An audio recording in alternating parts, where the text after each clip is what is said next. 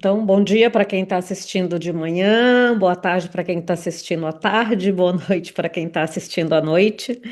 Eu sou Sandra Vieira, sou professora da Universidade Federal do Rio Grande do Sul e faço parte, na verdade, eu coordeno o programa de transplante hepático infantil do Hospital de Clínicas de Porto Alegre, que é o hospital escola da nossa universidade. E nós vamos conversar sobre um assunto que eu gosto muito e que eu espero que tirar as dúvidas de vocês, esclarecer algumas coisas e provavelmente eu vou botar algumas dúvidas também, mas faz parte da gente discutir o tema. Eu organizei essa nossa conversa da seguinte maneira. Primeiro, nós vamos contextualizar, né, o tema colestase intrahepática familiar progressiva e logo depois tentar entender o que é o funcionamento normal do fígado, porque eu tenho uma premissa de que eu só vou saber entender bem o que está doente se eu conheço o funcionamento normal. Então, eu quero trazer para vocês, nos primeiros minutos dessa minha apresentação, um pouco do funcionamento normal do fígado e o que é que leva o desfuncionamento a- ao desenvolvimento da doença colestase intrahepática familiar progressiva e as suas consequências. Então, essa é a minha declaração de conflito de interesse. Eu participo como palestrante e sou consultora científica destas duas empresas, que são empresas voltadas à tecnologia avançada para tratamento das colestases intrahepáticas familiares. A despeito disso, essa minha apresentação não tem nenhum viés associado a qualquer dessas empresas, nem passou por qualquer dessas empresas. Então, toda a apresentação foi elaborada com base na minha autonomia científica, no meu compromisso com a educação do pessoal médico e de familiares, respeitando o princípio da liberdade de expressão acadêmica. Então, vocês podem ficar tranquilos que eu tomei o maior cuidado de que essa apresentação seja uma apresentação sem viés. Eu sempre gosto de falar de uma doença rara, me perguntando: será que as doenças raras são realmente raras? São no mundo inteiro, por estatística mais recente, 350 milhões de indivíduos diagnosticados com doença rara. Isso é equivalente à população do terceiro maior país do mundo, que é os Estados Unidos.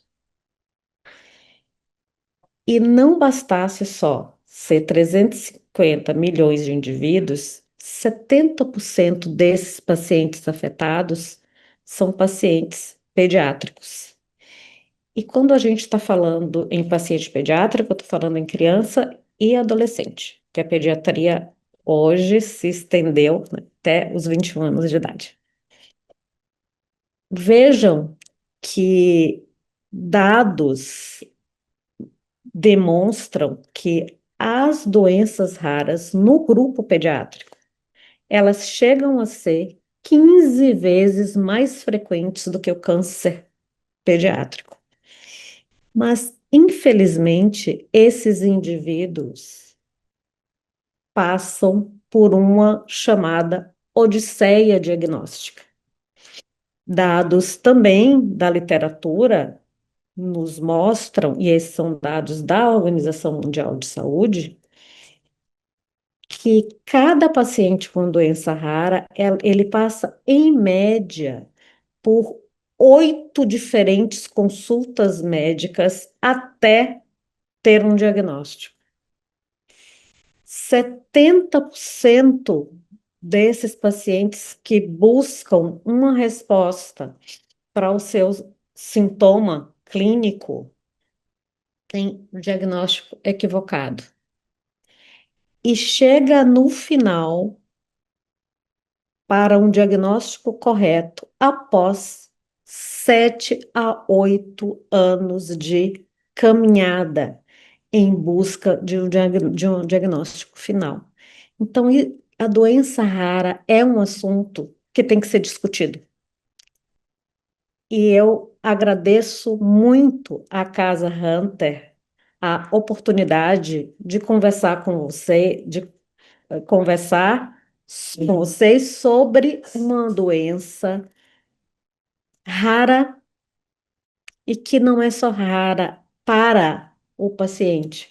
Ela também é raramente pensada no meio médico e mais raramente ainda diagnosticada. A coisa parece estar mudando um pouco. E o que vem a ser uma colestase intrahepática familiar?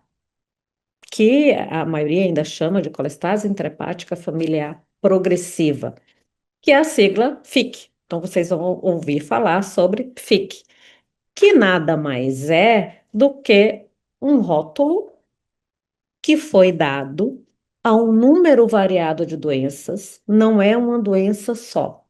Se não é uma doença só, por que que elas estão agrupadas? Por apresentarem algumas características comuns. Elas são doenças ultra raras, o que quer dizer que acometem 1 a cada 50.000 ou 100.000 nascimentos.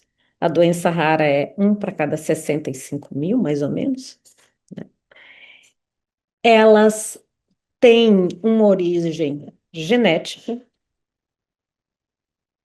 é uma mutação herdada dentro da mesma família, lembrando que mutação são mudanças ocasionais que ocorrem no nosso material genético, né? O nosso material genético é como se fosse um guia de instruções do nosso organismo para o bom funcionamento do nosso organismo.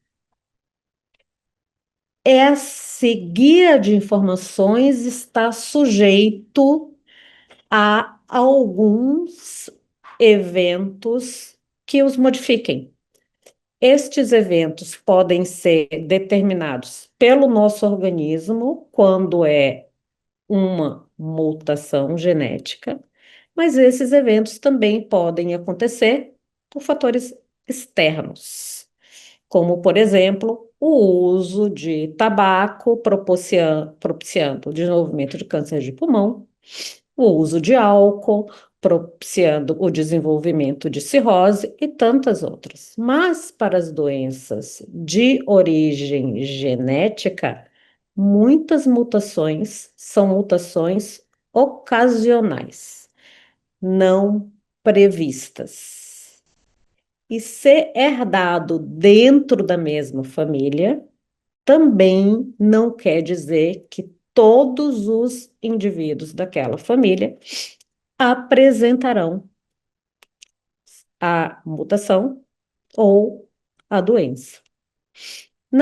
A colestase intrahepática familiar é um defeito dentro do fígado, e por isso que se chama intrahepático. E este defeito dentro do fígado tem como consequência o impedimento do escoamento da bile que é produzida pelo fígado. O fígado é o único órgão que produz bile, que, ao contrário e para decepção de alguns, não é o responsável pelo nosso bom ou mau humor. A colestase, a sigla PFIC vem o P de progressiva, o F de familiar, o I de intrahepático e o C de colestase, que nós vamos ver, nós vamos tentar destrinchar e entender por que cada letrinha deste rótulo. Imaginem que FIC é uma etiqueta que foi colocada num grupo de doenças que não são semelhantes. Então, dentro daquela nossa, do guia de informação para o funcionamento do nosso corpo, nós temos os genes, que dão as características genéticas, e a herança genética, que é a transmissão de traços biológicos que nós recebemos dos nossos pais. Então, cada filho recebe metade da informação genética do seu pai, metade da informação genética da sua mãe. As mutações, elas são classificadas como autossômicas, esse nome que vocês veem aí, eu dizendo que a colestase intrahepática familiar tem uma herança autossômica, porque ela ocorre igualmente ou muito parecido no sexo feminino e no sexo masculino. Diferente, por exemplo, de hemofilia. Hemofilia é uma doença que acomete os homens. Então, ela não é uma doença de herança autossômica. A FIC ela pode acontecer dentro de uma família, no indivíduo, tanto no indivíduo do sexo masculino, quanto no indivíduo do sexo feminino. E ela é considerada recessiva. O que quer dizer recessivo? Dentro do nosso manual de informação de funcionamento do corpo, a gente tem os genes normais, que vão produzir determinadas proteínas, que é o que se espera, e os genes que sofrem mutação. Em algumas doenças, basta um desses genes para que o indivíduo seja considerado doente. No caso das doenças de herança autossômica recessiva, não. É necessário a presença de dois genes com mutação para que a doença se expresse. Habitualmente, os pacientes são filhos de pais completamente sadios, cada um sendo portador de um gene com mutação. Então, são pais não afetados, portadores cada um de um gene com mutação, que quando se unem tem 25% de chance, e isso se repete a cada gestação, de ter um filho que porte os dois genes e assim tenha a doença. Então, a colestase intrahepática familiar, para a qual nós vamos conversar com mais detalhes a partir de agora, é uma doença de herança autossômica recessiva, havendo a necessidade de dois genes com mutação para que a doença se expresse. Quando eu falo 25%, eu quero dizer que um casal que tem 4 filhos, provavelmente um deles será afetado. Só que terá a doença, né? Terá dois genes com mutação.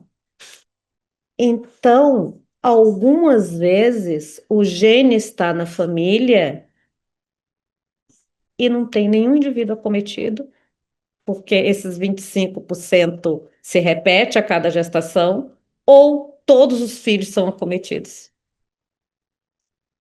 Ou ninguém nunca ouviu falar que tivesse alguém na família com essa doença e o meu filho tem. E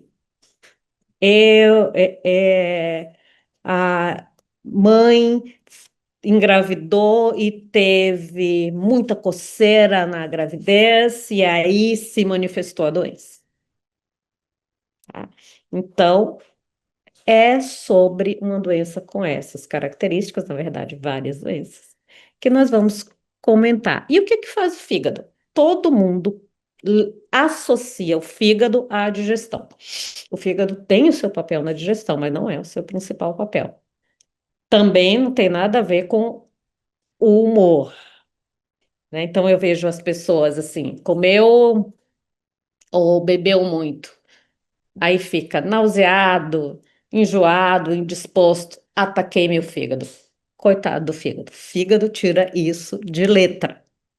O que o fígado faz mesmo é metabolismo de gorduras.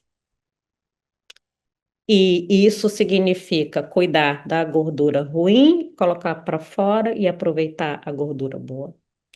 Produção de todas as proteínas do nosso corpo, e isso inclui aquelas proteínas que nos ajudam a quando a gente tem um corte, quando a gente tem um sangramento, a gente parar de sangrar espontaneamente, né, que são as proteínas da coagulação.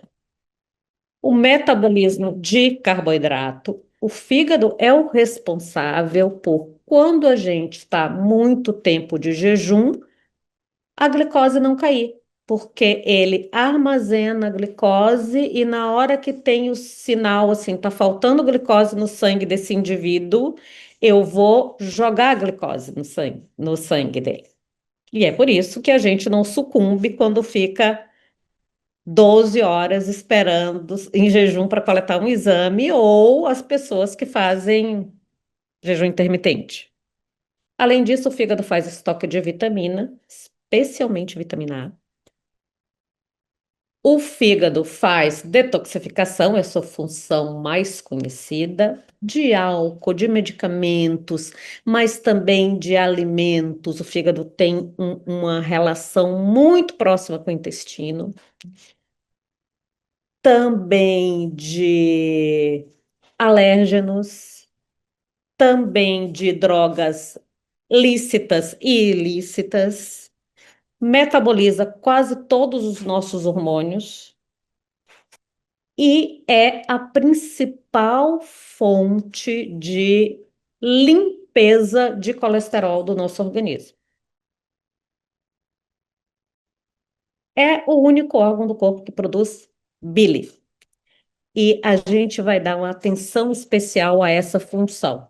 A bile, ao contrário também do que muita gente pensa, a bile é uma solução amarga, mas muito complexa e predominantemente aquosa. E a gente pensa que a bile, ela tem essencialmente uma substância que se chama bilirrubina, que é a substância que quando aumenta no sangue, quando o fígado não consegue limpá-la do nosso sangue, vai dar no indivíduo doente cor amarela dos olhos, cor amarela da pele. Mas a bile tem também sódio, tem potássio, tem gordura, tem cobre, tem zinco, tem vitaminas, tem produtos do metabolismo do fígado e tem resíduo de medicamentos. Então, a bile, ela traz para fora do fígado todo o seu trabalho. E muito importante entre esses componentes da bile estão os sais biliares. Os sais biliares, a gente vai ver, ele é produzido no fígado e ele é produzido do fígado para ser lançado no intestino. Ele é lançado no intestino, a gente vai ver no próximo slide, parte dele, grande parte dele volta de novo para o fígado, mas uma porção dele vai também circular pelo sangue. E nessa circulação, ela tem atividades muito interessantes, que não é só a digestão de gordura, mas também tem uma atividade de defesa importante, porque funciona como um antibiótico natural, tem atividade antimicrobiana, ele modula a nossa defesa, Ele faz a digestão de gordura e ele propicia a passagem para o sangue de vitaminas ligadas à gordura. Quais são elas? Vitamina A, D, E e K. E além disso, elimina colesterol do nosso organismo. Ela é produzida no fígado, estocada dentro da vesícula biliar. E na hora que a gente se alimenta, logo depois que o alimento entra nas primeiras porções do intestino, a vesícula contrai e coloca a bile dentro do intestino. Quando a gente vai fazer ecografia e quer ver fígado e quer ver vesícula, o, o grupo da radiologia diz assim, em jejum, porque a vesícula tem que estar cheia para ela ser bem vista. Se a gente se alimenta, ela contrai e todo o conteúdo dela vai para dentro do intestino. O que nos interessa muito aqui, falando nessas doenças, é o que acontece dentro do fígado para produzir ácido biliar. Então, o fígado tem um número enorme de células, mas a célula principal deles chama-se hepatócito. E o hepatócito sintetiza colesterol. Ele faz colesterol, porque colesterol é importante para várias coisas, mas ele também é responsável pela limpeza do colesterol, como eu falei para vocês. Como faz isso? Transformando esse colesterol em ácido biliar. E esse ácido biliar dentro do fígado, ele passa por vários mecanismos para se transformar num potente detergente. O que quer dizer isso? O que é que um detergente faz? O detergente quebra as moléculas de gordura. Então, o efeito detergente do ácido biliar, então, o ácido biliar foi feito para ser lançado no intestino e, principalmente, ajudar o nosso organismo a digerir gordura e passar do intestino para o sangue algumas substâncias importantíssimas ligadas à gordura, como, por exemplo, os hormônios sexuais e como, por exemplo, as vitaminas A, D, E e K. Esse ácido biliar modificado e tendo efeito detergente, ele é chamado sal biliar. Ele é lançado no intestino, tem as suas funções. Opa, vou voltar. Tem as suas funções e é eliminado nas fezes, só 5%. O processo bioquímico de transformação de ácido biliar em sal biliar é um processo muito complicado, mas imaginem numa cidade, como se o fígado fosse uma grande cidade e os mecanismos bioquímicos que fazem com que o ácido biliar passe a sal biliar é como se fosse uma via expressa, onde essa substância ácido biliar vai passar por várias estradas e rodovias até chegar ao seu destino final, que é o intestino. Então, chegando no intestino, 5% vai para as fezes e o resto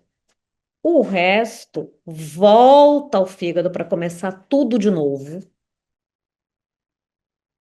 porque no intestino, no final do nosso intestino delgado ali, que é o ilho, existe um transportador de ácido biliar. E esse transportador de ácido biliar tira o ácido biliar, o sal biliar, que foi feito, que já exerceu o seu poder no funcionamento do nosso corpo, lança numa veia que vai direto para o fígado. Essa veia se chama veia porta. E aí começa tudo de novo. Acredita-se que isso aconteça 6 a 8 vezes por dia no nosso corpo.